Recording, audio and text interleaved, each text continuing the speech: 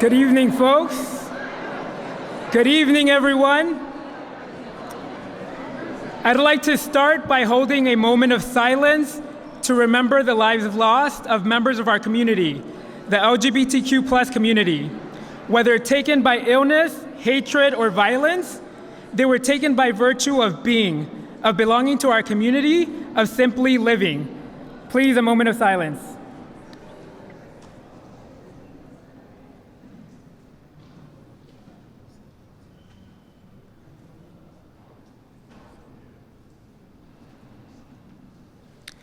Thank you, folks. We're here to celebrate our community, to celebrate Pride Month, and I wanted to be sure that we acknowledge the lives lost, the lives that were taken in the struggle, and that we honor their lives as we continue the struggle. Buenas noches a todos, and welcome to the 2024 City of Chicago Pride Month celebration. Bienvenidos.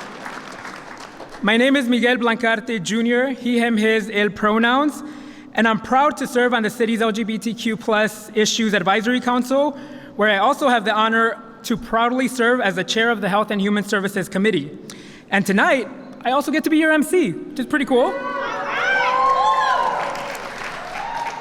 I'm privileged to welcome you all tonight, members of the LGBTQ+ community and also our allies. We gotta love our allies, right? Welcome. Before I go any further, though, I do want to give a special shout out to DJ Kondrozora for opening up for us tonight. And to the Chicago Gay Men's Chorus for that wonderful queerly gay performance. They're always really terrific. And although Beyonce isn't here tonight, let's go ahead and give them another round of applause. Applause. Thank you all. I mentioned being a member of the city's LGBTQ+ Advisory Council, one of the city's 5 advisory councils on women, equity, New Americans, veterans. The City of Chicago LGBTQ+ Advisory Council serves to facilitate connections between LGBTQ+ communities and city government. And we advise the city and the mayor on municipal policies and programs to improve equity, justice, representation, health, and the well-being of LGBTQ+ Chicagoans. We request that the city consult with us on matters that impact our community, and we are a mechanism of accountability to and for our community. Our council is led by the very ultra-dynamic Jinsu Hu. Where is Jinsu? Jinsu, where are you? Raise your hand up. There we go. He is back there. And we're a mighty and active council of 20. I think it's one of the advisory councils that has been a little bit more active. And we have 4 different committees. The committees themselves are Equity and Inclusion, Health and Human Services, Community Safety, Communications, and Outreach. My fellow council members, if you could please also raise your hand if you're in the room. I want to acknowledge you all. Let's give them a round of applause, please. I truly value you all and thank you for your partnership, collaboration, and your service. This advisory council is actionable. We are embedded in the LGBTQ+ community as well as in other communities, and we center, uplift, and advocate for our rights, liberties, and freedoms. As a council and throughout our 4 committees, we have defined priorities that have a positive impact for and on the lives of LGBTQ+ Chicagoans, from the Northwest Side to the far South Side to the West Side, where I'm from, Chicago. Who's from the West Side? Anyone from the West Side? West Side? South Side? South Side? Northwest Side? North Side? I feel like there was a good distribution between all of us. Those priorities include addressing the protection and safety of LGBTQ+ Chicagoans with an emphasis on transgender women of color because Black trans lives matter, to working with city government to make Chicago a more inclusive place for members of our community, to ensuring dignity for our lives, our health, and our well-being by collaborating with the Chicago Departments of Public Health, Housing, and Family and Support Services to raise awareness of and advocate for an increase of access to medical care, treatment, information, resources, and to ensure affirming culturally competent and appropriate language in the services and information that they provide. And we also like to celebrate our community, like here tonight.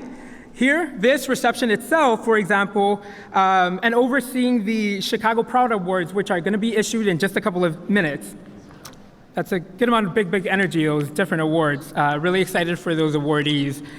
Before I introduce a very important person, a certain VIP, I'd like to give some other shout outs to express gratitude for and thank those who made tonight possible. From the folks at the Mayor's Office to DCASE, the Department of Cultural Affairs and Special Events, to those who funded the evening, who were integral in ensuring we had the delicious drinks from Present Tense, the bites from Chef Jasmine at Tasting India. If we can give them a round of applause.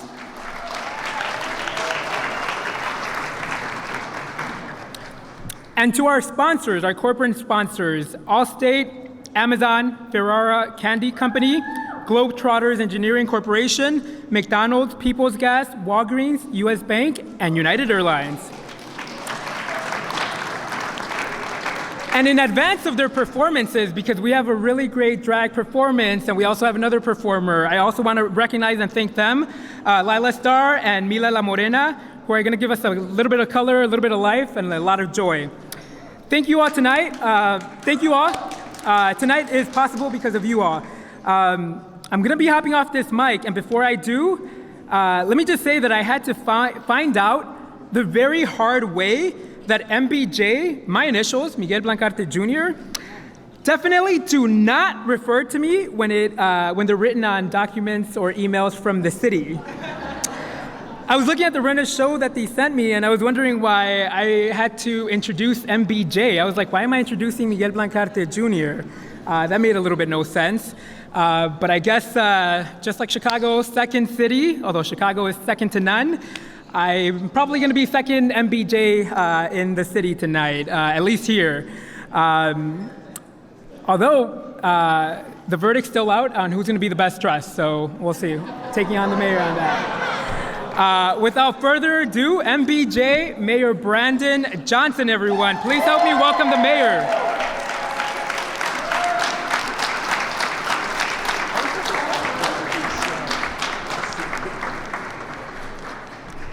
Wow, good evening, everyone. Well, I know one thing for sure. When I go to work, I button my shirt up all the way to the top, just saying. So if we're gonna measure sexiness on how many buttons you're gonna use, yeah, I may not win that one. But at least you all know I take really good care of my hair and my makeup products, so. Come on, that's right. I know one thing, you don't gotta be gay to take care of your hair and put on good makeup. Now, where was I? Happy Pride Month, Chicago. It is so great seeing you all here tonight, together as we celebrate Pride and Chicago's LGBTQ+ community. I do want to thank all of our LGBTQ+ city leaders. Isn't it great to have the gayest city council in the world?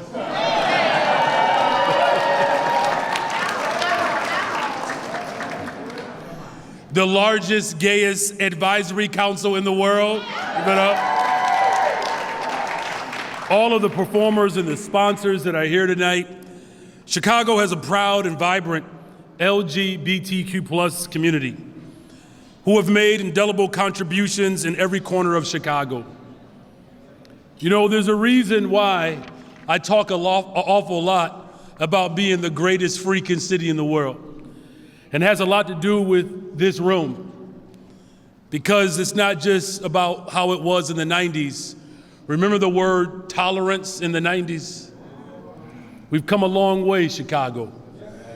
Because of our diversity, the mixture of our rich cultures and traditions and heritage. That's what makes our city so remarkable. And because of that, I am more than proud to recognize and congratulate this year's Chicago Proud Award recipients. Nobody's Darling and owners Angela Barnes and Renuda Riddle. You know, Nobody's Darling is a James Beard Award finalist, serving all of our favorite cocktails. And of course, in the laid-back Nina Simone style lounge. But we have activists and organizers like Raina Ortiz on the west side of Chicago.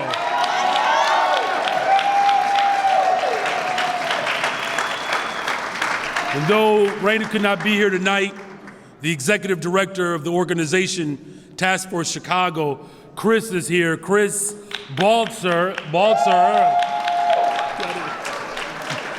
will accept Raina's and the Task Force Award, serving young people on the west side, and particularly in the best neighborhood in the world, the Austin neighborhood, where I just happen to live.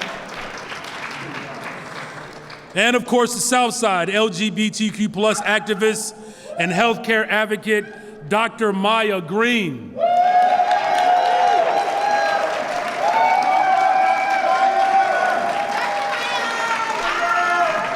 Now, if you know anything about Dr. Maya Green, Dr. Maya Green can communicate in anybody's language.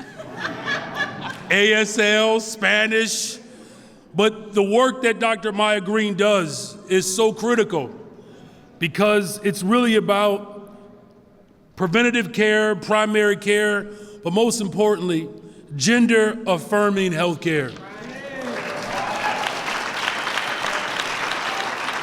So without further ado, please join me in congratulating this year's award recipients for their ongoing advocacy and dedication to our LGBTQ+ community in the city of Chicago.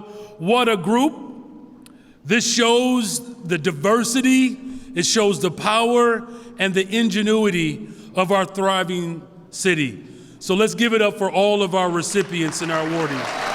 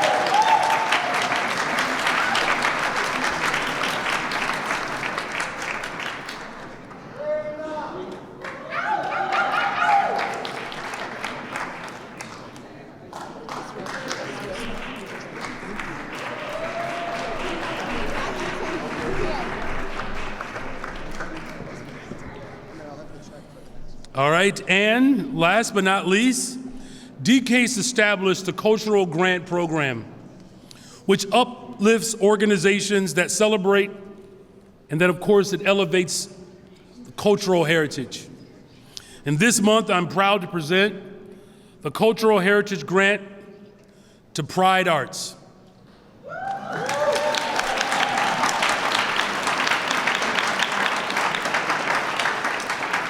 Pride Arts is dedicated to exhibiting, promoting, and championing queer artists through all media and art forms.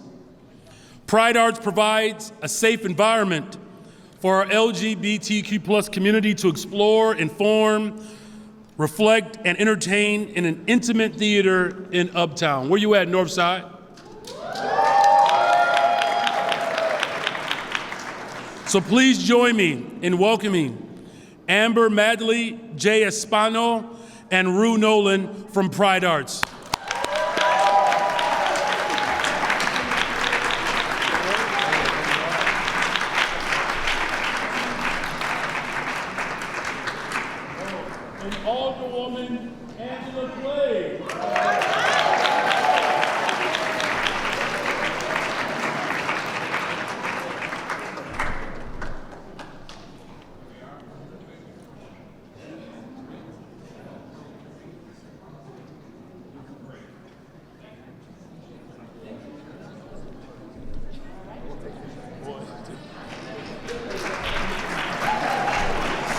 I don't know if you all peeped that.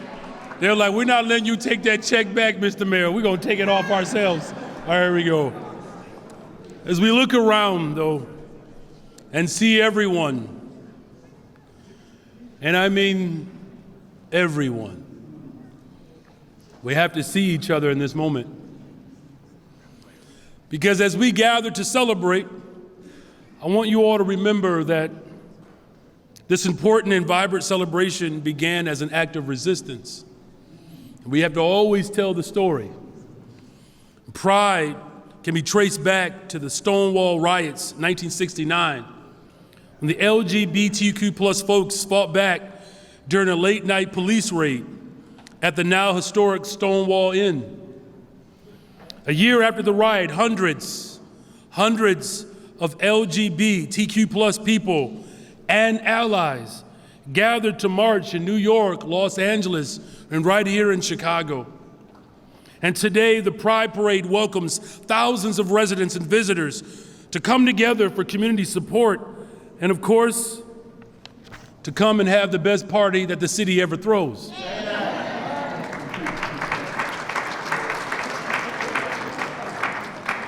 But our history doesn't stop there.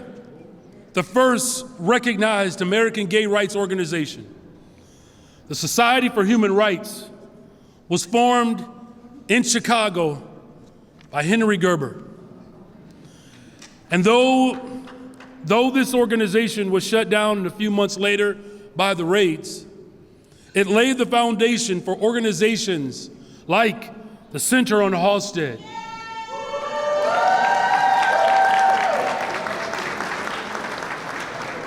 Brave Space Alliance, and of course, Pride Arts.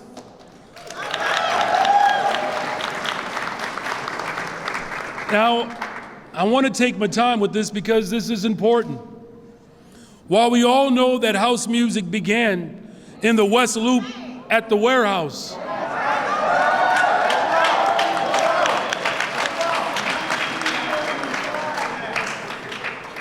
and we all know that it was a DJ that saved my life and your life.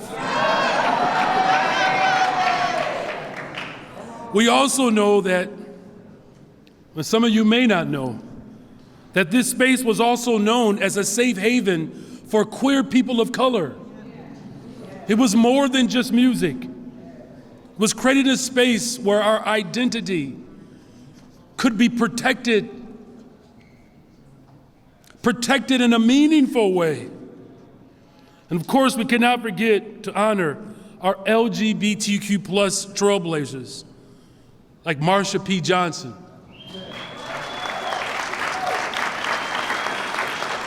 and Sylvia Rivera. They paved the way for fellow LGBTQ plus alders like Jesse Fuentes and Lamont Robinson.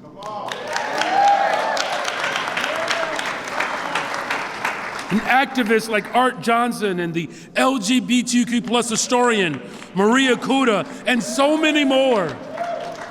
So we celebrate the community, but we also make sure that the stories are preserved and protected. Whether it's with the North Halsted Legacy Walk, AIDS Garden, Chicago, the Progress Flag in Daley Plaza, and the Belmont and Andersonville communities, as we look around this room tonight, coming together to celebrate the LGBTQ plus community is about community, but it's also about reminding ourselves about how far we have truly come. But I also want us to know that there's still much more work for us to do. Because it's not just about protecting rights and having equal rights and acceptance and safety and marriage rights and safe and accessible gender-affirming health care. It's about seeing the humanity and protecting our humanity. And that is why my administration is committed to hiring a chief of LGBTQIA plus affairs in the mayor's office.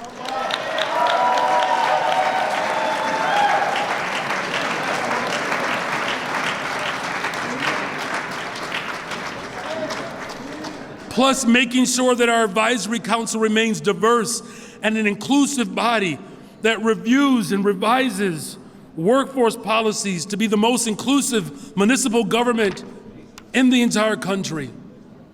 We are also working to ensure that our LGBTQ plus community has access to safe spaces and infrastructure that allows the community to open up businesses and community organizations. We are ensuring that we make sure that we integrate within all parts of our city government, that we remove barriers, and that we provide true investigation of hate crimes against the LGBTQ plus people in Chicago. I'm talking about seeing our humanity. So in closing, this new office and this position will officially be the longest title in the history of Chicago. I'm gonna have a real big business card. But I want everyone in this room to know that we have to become champions of love. We have to fight. We do. We have to make sure that the public remains aware of what our collective struggle means, but how our collective struggle helps us build a better, stronger, safer Chicago. Listen, tonight we're gonna celebrate. Just drink a little bit. You gotta save some room for Saturday and Sunday. But as we celebrate and we embrace our shared history, know that you have a mayor who recognized the greatest force on the earth is the force of love. God bless you all. God bless the greatest freaking city in the world. Happy Pride Month, everybody.